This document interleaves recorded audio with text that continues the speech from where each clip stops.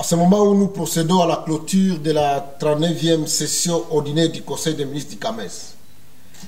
je voudrais de prime abord exprimer ma profonde gratitude à l'endroit de mes collègues, les ministres de l'enseignement supérieur universitaire et des recherches scientifiques du CAMES, qui lors de notre précédente session m'avaient témoigné toute leur confiance en acceptant que l'actuelle session que nous clôturons est liée ici à Kinshasa. Je dois en effet avouer que ma manifestation d'intérêt qui m'avait poussé à vouloir relever ces défis tirer sa source de la convivialité des échanges, de la qualité des discussions, de la pertinence des suggestions et de la détermination qui nous animait tous dans la quête du développement d'un secteur de l'enseignement supérieur porté sur une formation de qualité, une recherche avérée à vie du développement de nos États respectifs et partant de l'amélioration des conditions de vie de nos populations. C'est cet élan que je me suis résolu à matérialiser en portant la candidature de la République démocratique du Congo. Pour cela, j'ai trouvé appui sur la vision du président de la République, son Excellence Félix Antoine Tshisekedi Tshilombo, chef de l'État, qui, tout en valorisant la formation du capital humain, a inscrit son mandat sur l'ouverture de notre pays à l'Afrique et au monde, en encourageant des partenariats bi- et multilatéraux dans tous les domaines dont celui de l'enseignement supérieur universitaire. Cette vision a été déclinée en mesures et stratégies contenues dans le programme d'action du gouvernement. C'est la raison pour laquelle le Premier ministre, son Excellence Jean-Michel Sama, nous a soutenus et accompagnés jusqu'à la tenue effective de notre Conseil. Pour parler du Conseil à lui-même, outre le rapport général qui vient de nous être présenté, permettez-moi de saluer le climat de la légendaire fraternité africaine qui a caractérisé l'ensemble de nos rencontres dans le respect mutuel, dans le respect des textes, dans le respect de nos bonnes pratiques, le respect des exigences d'excellence qui fondent le CAMES. Nous avons pu aboutir à des résolutions qui vont baliser l'avenir de notre organisation. C'est ici l'occasion de saluer l'important travail qui a été abattu par le secrétaire général du CAMES, le président du Conseil, en collaboration avec les comités locaux d'organisation. Par ailleurs, tous les bons résultats auxquels nous sommes arrivés sont aussi les fruits de l'important travail de nos experts. Experts pays, experts internes du CAMES et des personnes ressources invitées, ainsi que l'apport des partenaires techniques et financiers, sans oublier le Conseil de l'ordre.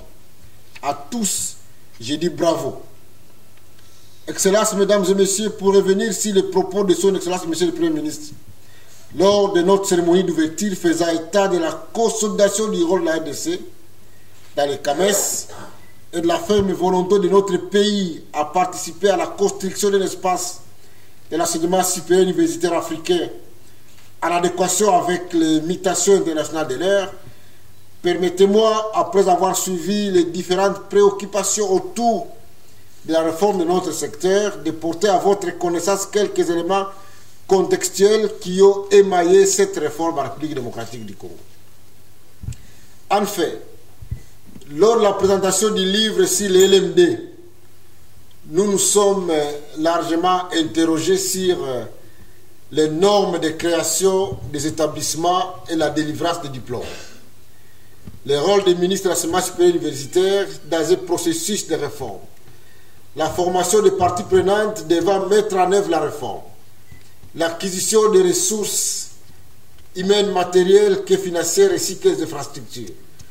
Notre rôle dans le processus d'adéquation de la formation avec les besoins de l'emploi. La nature du LMD applicable à notre région, à chacun de nos États, voire à chaque établissement de nos différents pays. Dans ce vaste débat, l'expérience de la République démocratique du Congo se résume à 4 périodes essentielles. D'abord, nous avons connu une longue période de réflexion sur les LMD, de 2004 à 2014, soit 10 ans. Ceci nous a conduit ensuite à la phase de la production et de la promulgation des textes légaux et réglementaires de 2014 à 2018. Nous avons eu la loi cadre de l'enseignement national, les décrets portant création de l'Agence nationale d'assurance qualité, la production et la validation des cadres normatifs Et donc je vais profiter de ce moment pour vous remettre un peu ce que nous avons eu comme réflexion sur les cadres normatifs du système LMD que nous avons produit avant de les mettre en œuvre. Et par après, de manière concomitante, soit à partir de 2017, le gouvernement de la République démocratique du Congo, en collaboration avec certains partenaires, a fait l'expérience de la mise en œuvre du LMD dans certaines filières pilotes, dont celle des sciences et technologies, des sages-femmes, ainsi que celle de la gestion des ressources naturelles et renouvelables. Enfin, à partir de 2021, notre processus de réforme a pris sa vitesse de croisière avec le contrôle de viabilité et l'audit organisationnel de plus de 950 établissements organisés de juillet à août 2021, la tenue des états généraux de l'enseignement supérieur et universitaire en septembre 2021, la production de nouvelles maquettes de formation pour toutes les filières de licence et de master de novembre 2021 à février 2022, l'organisation d'une vaste campagne nationale de formation à cascade des différents acteurs que nous avons débuté en mars 2022, des actions et perspectives de dotation des infrastructures à bibliothèques physiques et virtuelles, etc. L'expérience congolaise connaît, elle aussi, des points de résistance de divers ordres. Et c'est à ceci que nos partages d'expériences peuvent nous permettre de contextualiser cette réforme à nos réalités. Je partage cependant avec vous que la réforme RMD renvoie d'abord et avant tout à un changement d'esprit, à un changement de paradigme, dans des manières de gouverner, d'enseigner, d'apprendre, d'évaluer, d'où les fameux autrement qui accompagnent le verbe d'action. Il me semble que c'est bien là notre défi commun, à la suite des valeureux mandats de mon prédécesseur, devait faire l'objet de nos réflexions pour 2022-2023. Dans cette optique, avec le soutien de tous, je nous invite à faire du CAMES un centre de réflexion et d'impulsion qui aidera à la prise de décisions politiques dans nos différents États, à ce qui concerne la mise en œuvre effective de cette grande réforme du LMD. Durant cette année donc, je vous manifesterai déjà ma toute disponibilité à œuvrer dans le respect de la vision, des missions et des finalités du CAMES pour travailler avec le Conseil des ministres, le secrétaire général et les différents partenaires à vie de faire du CAMES une structure incontournable à la mise en œuvre de méthodes pédagogiques innovantes et d'initiation aux nouvelles approches de gouvernance afin de redynamiser l'enseignement et la recherche au service de nos populations. Dans les tout prochains jours, je vais faire des échanges avec le secrétaire général pour l'élaboration de notre stratégie annuelle qui sera rendue publique à la portée et à la connaissance des membres du Conseil. Mais pour l'heure, je ne voudrais pas abuser de votre patience et je vous réitère au nom du chef de l'État, président de la République et du gouvernement de la République démocratique du Congo ainsi qu'au mien propre, les félicitations et les souhaits de bon retour dans vos pays respectifs. Nous prenons rendez-vous à Niamey au Niger